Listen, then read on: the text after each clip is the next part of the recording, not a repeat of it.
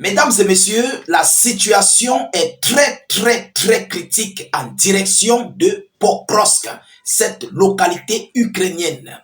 Alors, l'Ukraine vient de faire une annonce très inquiétante qui prouve l'effondrement de cette localité de Pokrovsk.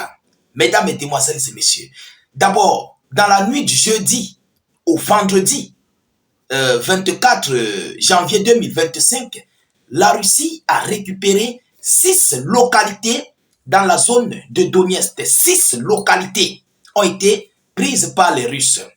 Alors, comme cela ne suffisait pas, les Ukrainiens, très dépassés, avec une grosse peur, parce que ça tremble au maximum du côté de Kiev, ils ont ordonné l'évacuation de 25, je dis 25 localités en direction de Pokrovsk et ses alentours. Donc, Pokrovsk et ses alentours, 25 localités. Et ce n'est pas tout. Même du côté de Kharkiv, on a ordonné l'évacuation à Kharkiv, de la ville de Kharkiv et ses environs. Alors, voyons voir ce que l'administration ukrainienne nous dit, nous relaie par rapport à ce qui se passe dans ces différentes localités où les Russes ne cessent d'avancer à une vitesse inestimable. Mesdames et demoiselles et messieurs, avant de continuer, avant de poursuivre notre émission, vous savez, la répétition est pédagogique. Nous réalisons des vidéoconférences, nous avons besoin de votre soutien. Nous avons besoin, en fait, à ce que vous vous acquittez à vos parts de droits de contribution à la réalisation de nos vidéos d'actualité. Nous réalisons des vidéos vraies, des vidéos vérifiées et vérifiables. Vous comprenez? Voilà. Vous-même, vous pouvez aller chercher pour trouver. Donc, chères dames, chers messieurs, sécurisez la vidéo au maximum. Et surtout, mettez cette vidéo partout à travers le monde, partout à travers les 4 coins du globe. N'hésitez pas de vous abonner à nos différents canaux et activer à fond la cloche de notification. C'est très important. Ça vous permettrait de recevoir nos vidéoconférences à l'heure et à la seconde, dès lors que nous allons les publier. Donc, cliquez sur la cloche, la sonnette là, appuyez là-dessus. Mettez aussi suffisamment d'avis en commentaire. Nous aimerions bien vous lire, voir vos analyses, vous comprenez? Et d'ailleurs, je salue au passage tous ceux qui ont fait en fait des commentaires sur la vidéo que j'ai fait entre Israël et la Côte d'Ivoire. Je lis vos commentaires, je lis vos analyses. C'est bien. Même comme je ne réponds pas, mais je lis. Vous comprenez? On ne peut pas répondre à tout le monde. Merci. Alors, qu'est-ce que l'Ukraine dit, mesdames et messieurs? Nouvelle évacuation d'enfants devant l'avancée de troupes russes. Nouvelle évacuation. On a d'abord ordonné l'évacuation à Kharkiv. Après, c'est la zone de Pokrovsk. Donc, Pokrovsk et ses environs. Alors, les hautes autorités ukrainiennes ont annoncé ce vendredi de nouvelles évacuations obligatoires. On oblige, c'est obligé. Des nouvelles évacuations obligatoires de familles avec enfants dans la région orientale de Donetsk. Cette annonce intervient au lendemain d'une décision similaire des autorités de l'oblast de Kharkiv, nord-est de l'Ukraine, illustrant la situation dramatique de l'armée ukrainienne qui perd du terrain quotidiennement. Vous comprenez ça? Donc, du côté de Kharkiv, Yorman, les Ukrainiens sont en train de perdre les localités, ils perdent les terres, ils perdent les terrains, ça tombe. Oui, ça tombe à toutes les positions. Mesdames, Mesdemoiselles et messieurs. Alors, il dit, je cite, « Nous avons décidé d'entamer l'évacuation obligatoire forcée des familles avec enfants dans 25 petites localités situées près de la ville de Pokrovsk. » Vous savez que cette localité de Pokrovsk, c'est où se trouve l'usine de coke. Vous comprenez? En fait, Pokrovsk est la ville de coke. C'est cette localité qui abrite cette industrie qui est chargée en fait d'extraire la matière première pour la fabrication de l'acier. Vous comprenez? Ça se trouve dans la ville de Pokrovsk. Et c'est pourquoi les Russes ont besoin de cette localité. Oui, c'est pourquoi ils ont besoin de Pokrovsk. Alors, nous avons décidé d'entamer l'évacuation obligatoire forcée des familles avec enfants dans 25 petites localités situées près de la ville de Pokrovsk, principale cible de l'armée russe dans cette zone, et autour du village de Komar, plus au sud, a précisé Vadim Filashkin, le gouverneur de l'oblast de Donetsk. Donc c'est le gouverneur de l'oblast de Donetsk qui a ordonné. Vous comprenez? Il a ordonné. Et c'est pas une négociation. C'est obligatoire de quitter. Parce que la manière à laquelle les Russes lancent les assauts, vous comprenez? Les Russes lancent des centaines d'assauts par jour. Des assauts sont lancés.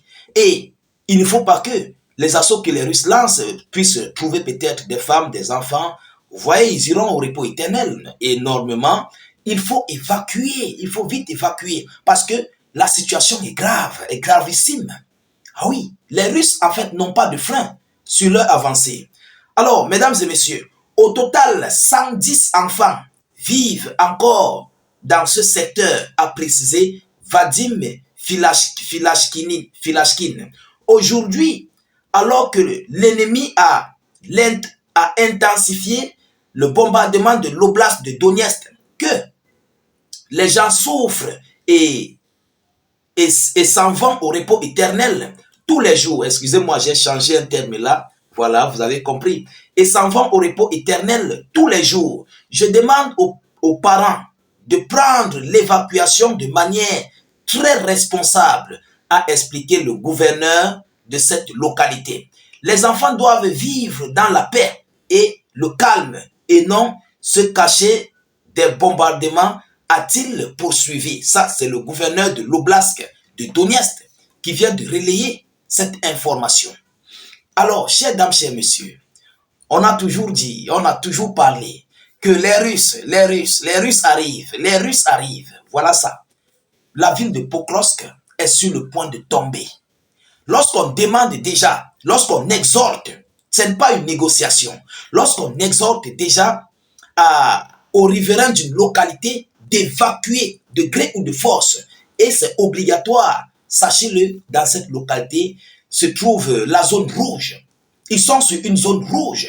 Et dans cette ville de Pokrovsk, en fait, c'est le dernier souffle le dernier souffle de confrontation entre les Russes et les Ukrainiens. En fait, les Ukrainiens et leurs alliés supplétifs, parce qu'ils ne sont pas seuls. Vous comprenez? Donc, cette localité de Pokrovsk va connaître vraiment de sérieux gros combats. Ah oui, il y aura une confrontation inédite dans cette localité. Et les Ukrainiens comme les Russes ne doivent pas en fait esquiver des enfants, des femmes, voilà, voilà. Ça va en fait empêcher leurs opérations. Vous comprenez? Et il y aura des repos éternels. Il y aura ce qu'on appelle des balles perdues. Voilà, donc il faut évacuer le plus vite que possible ces différentes localités. Mais d'autres familles ont besoin de rester là pour se retrouver sous contrôle russe, en fait. Les Ukrainiens ne veulent pas perdre ces familles. Vous comprenez? Ils veulent que ces familles rentrent de leur côté en Ukraine. Voilà en fait ce qui se pose. Voilà ce qu'ils désirent. Voilà ce qu'ils veulent faire. Parce que ceux qui sont là savent que les Russes arrivent. Ils ne veulent pas quitter. Parce qu'ils en ont marre en fait de ce conflit. Ils veulent rester parce que lorsque la Russie viendra, la Russie va les mettre de leur côté. Et après quelques temps, ils seront désormais russes. La Russie va les considérer. Ils ont choisi de rester. Ils ont choisi d'être russes. Donc on va les considérer en fait. Voilà la situation à l'heure actuelle. L'évacuation de 25 localités. Mesdames, Mesdemoiselles et Messieurs, Yaromai Zelensky a dit qu'il voulait la G. Aujourd'hui, la G, la réelle G est à sa porte. Ça nous rappelle un peu Monsieur Evgeny Prigogine. Ça nous rappelle Evgeny Prigogine. Lors de sa bataille, comment on appelait ça, la ville là? Comment on appelait la ville là? Écrivez en commentaire. Il y avait un combat rigoureux. Ah oui, c'était grave. Et c'est la même chose qui va se passer à Kursk. Pour prendre le contrôle total de cette localité de Kursk, mesdames et messieurs, ça serait un gros morceau à croquer. Alors, nous continuons de suivre cette actualité le plus près que possible. Nous ne manquerons pas de vous tenir informés de la suite de cette actualité de votre côté. Continuez en fait de partager la vidéoconférence au maximum. N'hésitez pas s'il vous plaît de mettre suffisamment d'avis en commentaire. Voilà, si vous n'avez pas encore sécurisé la vidéo, faites-le. Abonnez-vous à nos différents canaux de diffusion, YouTube, Facebook, État d'urgence. N'hésitez pas à cliquer sur la cloche de notification pour ne plus rater nos prochaines émissions. C'est très important de le faire. Mettez vos avis en commentaire. Nous aimerons bien lire vos analyses. Je vous reviens tout à l'heure pour une prochaine série d'actualités. Soyez encore salués une fois de plus. Ciao, ciao.